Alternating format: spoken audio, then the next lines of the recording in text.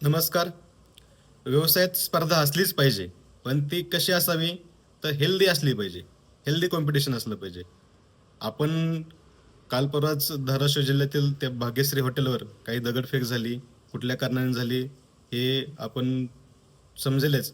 पण अ, भरपूर दिवसापासून वाटत होतं, की ज्या पद्धतीने सोशल मीडियावर ट्रेंडिंग चाललेलं आहे, धाराशिव जिल्ह्यातील असो किंवा कोल्हापूर जिल्ह्यातील काही हॉटेल असो, हे कुठेतरी काहीतरी असं गालबोट लागेल असं वाटलंच होतं मला आणि ती घटना घडलीच शेवटी.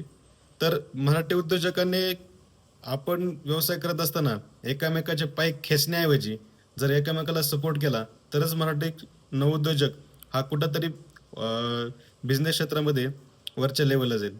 एकामेकाचे पाय ओढून काय होणार नाही. तुम्ही दुसऱ्या समाजाकडून जरा शिकलं पाहिजे, की बिझनेस करताना कशा पद्धतीने ते एकमेकाला मदत करतात आणि आपण काय करतोय.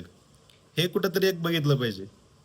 आपला व्यवसाय करत असताना आपल्या हॉटेल लाईनमध्ये आपण ग्राहकाला उत्तमात उत्तम सेवा कशी देऊ, क्वालिटी फूड कसं देऊ, आपल्या हॉटेलमध्ये आपण काय चेंजेस करू शकतो, जेणेकरून ग्राहक आपल्याकडे आकर्षित होईल. ह्या गोष्टीने आपण आपला बिझनेस वाढवला पाहिजे, ना की एकमेकावर असे दगडफेक म्हणा किंवा काही ह्या चुकीच्या पायंडा आहे आणि चुकीच्या गोष्टी आहेत. असं व्हायला नकोय, पण ही घटना घडून गेली आहे.